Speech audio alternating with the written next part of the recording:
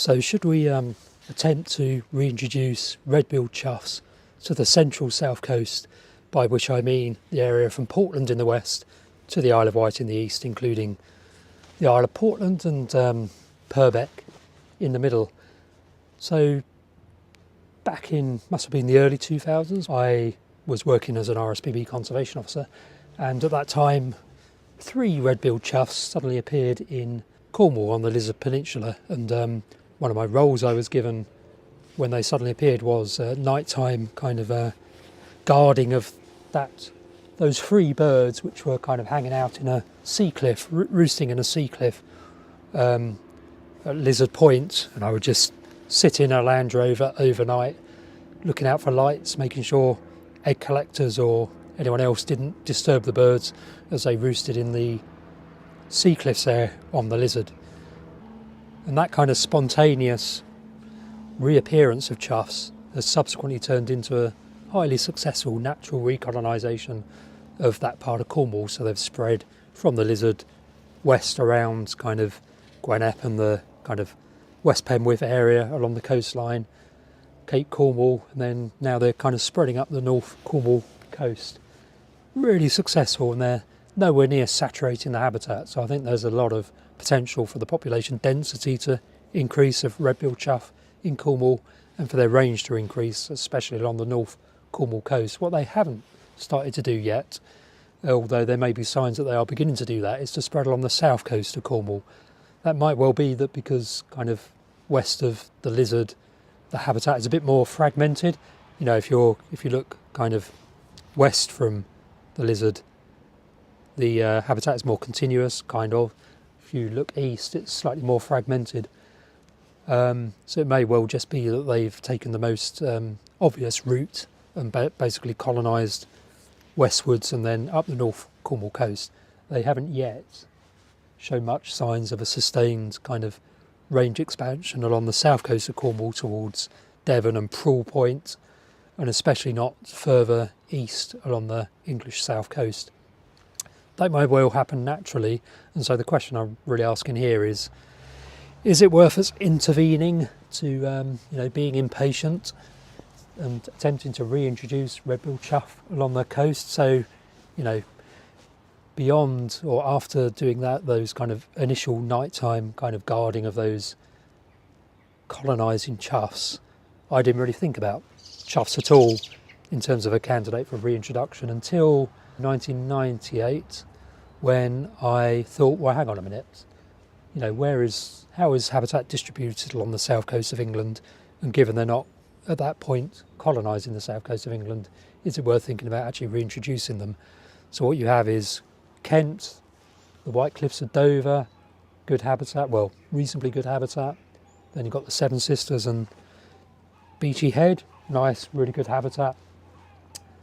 And then one of the white-tailed eagles flew over here. I'm in Ventnor on the Isle of Wight. One of the white-tailed eagles flew over here earlier, so I'm on the lookout just in case if the gulls go up and start to call, get a bit frantic, then it may be the eagle flying back over again, because one flew over about an hour ago. So always on the lookout for those. Successful reintroduction, it would seem. But anyway, so yeah, you've got the Seven Sisters and the Beachy Head area, good habitat. Then you've got quite a gap in terms of sea cliff type habitat until you get to the Isle of Wight, where you have Culver Cliff, the Undercliff where we are now, which has really good habitat, up between Bonchurch and Blackgang Chine, and then further west still you've got the Needles.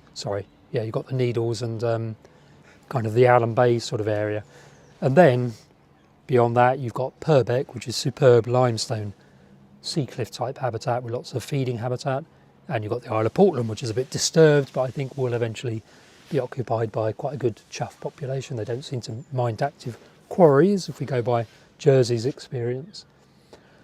So the question is, so there's already a reintroduction going ahead in Kent of captive reared birds, juveniles released at fledging time in July from big polytunnel type release, soft release aviary.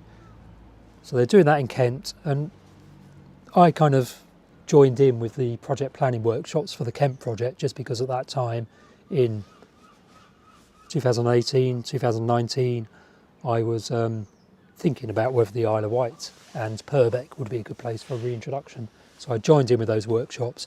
That Kent project has subsequently started, and a pair did actually raise one chick to fledging, nesting at Dover Castle. I think that was last year.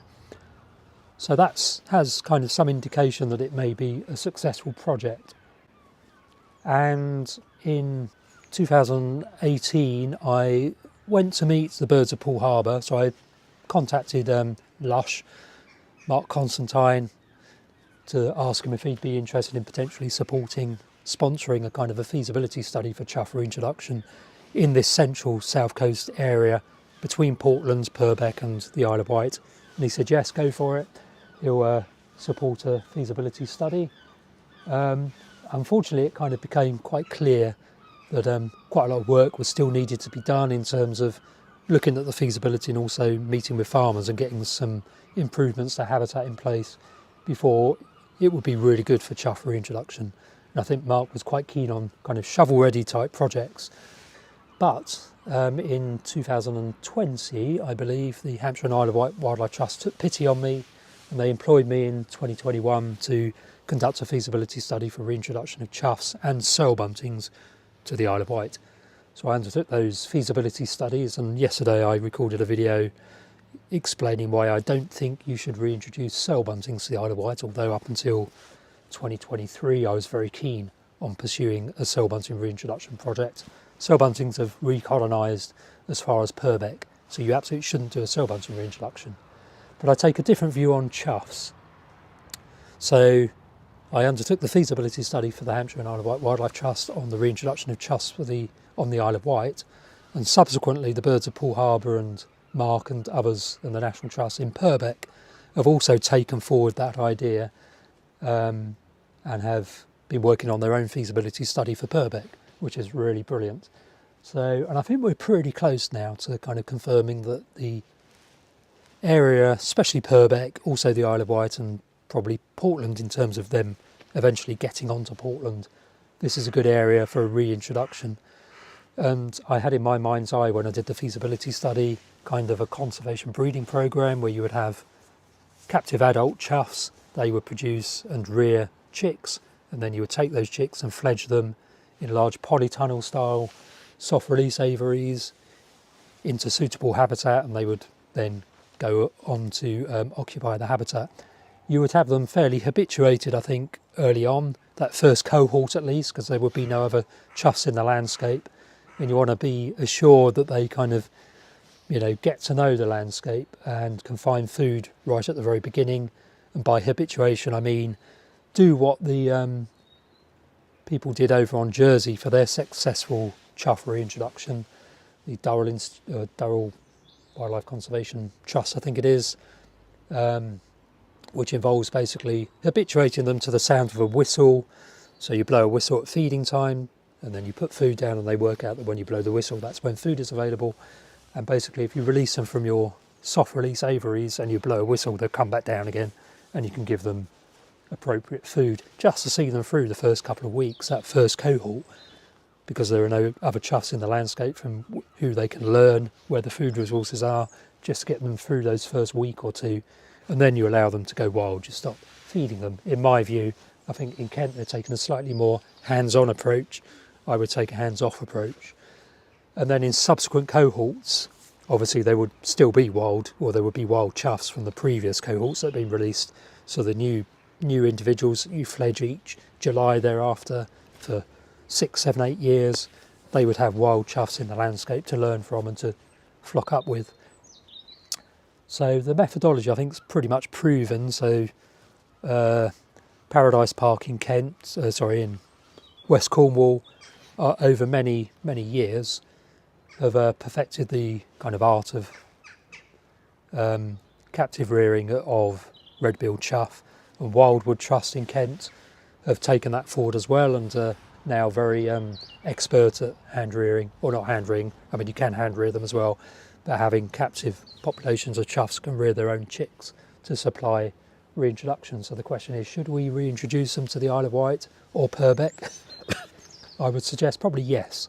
So unlike soil buntings, which are clearly recolonising, I think choughs remains a really strong candidate for reintroduction. The habitat is here, so the one or two problems. So, I strongly suspect the original reason for choughs being extirpated from the landscape wasn't so much habitat change, because there's still loads and loads of windswept open limestone and calcareous grassland on the Isle of Wight and in Purbeck. And that's always been windswept open calcareous grassland, even when livestock numbers have gone down and increased again. It's always remained suitable for choughs. The cliff habitat's always been here. So I think the eggs were over collected for food back in the day. So we know that, for instance, around Knighton there was an active egg collecting kind of industry, really, where seabird eggs were being collected, cliff nesting birds and lapwings out on the arable. They were all being collected for food. I think just over harvesting of the eggs probably was one of the main drivers of the loss of choughs. And as the population's driven right down, its viability comes into question. Although, the Cornwall recolonisation was fuelled by free birds, so one breeding pair and another hanger on, and it gradually built up from there. There may have been some other birds entering the population, but it was essentially started from a cohort of 3. So, but anyway, I suspect the main driver of the loss of red-billed chough along the south coast of England was over-collecting of the eggs.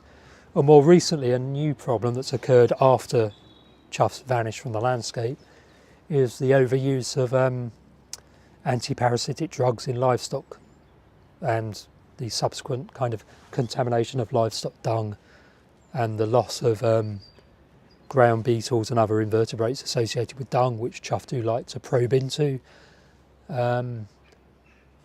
So that's one thing that does need to be addressed. And in Purbeck especially, the National Trust, I gather, they assure me the livestock that are grazing on their limestone grasslands that they own and their tenancy farmland, those livestock are free of abamectins and other kind of anti-parasitic drugs. So in theory, the dung should be relatively clean and the invertebrate populations associated with dung should be relatively strong.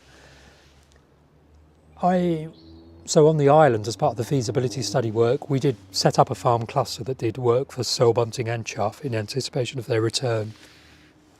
This is no regrets kind of work. This is work that helps a whole suite of farmland birds, helps bats in terms of the bats that feed on invertebrates associated with dung. Lots of other species have benefited from the work the farmers have done in anticipation of the return of soil buntings and chough, and probably soil buntings will return to the Isle of Wight because they're just over the water in Purbeck now. Very small numbers. Choughs, though, I suspect it will take probably another decade or so for the habitat to be saturated in Cornwall to enough for more birds to start longer distance dispersal. Might be wrong about that, so they may colonise, say, Prawl points where there've been the odd one or two hanging around in the last couple of years around the kind of suitable Devon habitat. They may well colonise that part of South Devon quite soon, but I think it will take them a while to get to Portland and Purbeck and the Isle of Wight. I might be wrong, but I think in this case, a reintroduction can be justified. So I hope that the Birds of Poole Harbour and the National Trust and Lush, Mark Constantine can find the resources to kick off a reintroduction in Purbeck. That would be superb, and I hope the Kent project is successful, and I hope people around Seven Sisters and the Beachy Head area can also have their own reintroduction. Now what you would end up with is quite rapidly, a new population of red-billed choughs along the south coast that will greatly, in a habitat that's already suitable, that will greatly enhance the conservation status of choughs in the UK. Well, what we know from Cornwall is that the kind of the southwest and the south coast, if you call the lizard the south coast, is really good. The choughs there are really productive and it's a rapidly increasing population. And I would suggest that Purbeck will be equally good. Isle of Wight will be equally good, not quite as much habitat on the island. And I think they'll colonise Portland, and I think they'll prove to be highly productive. which will be, you'll basically have a meta-population situation where there'll be a crossover of birds between Kent, Beachy Head, Isle of Wight, Purbeck, Portland, Prill Point and areas in between, and I think they'll come to colonise novel habitats, or what we might consider to be novel habitats, but probably aren't for chough. Inland sea cliffs, inland abandoned barns, abandoned quarries. They love nest boxes, so we might be meddling a bit too much, but we might try putting nest boxes up in old pillboxes, of which there are plenty. They will nest in pillboxes, as we know from elsewhere, red-billed choughs.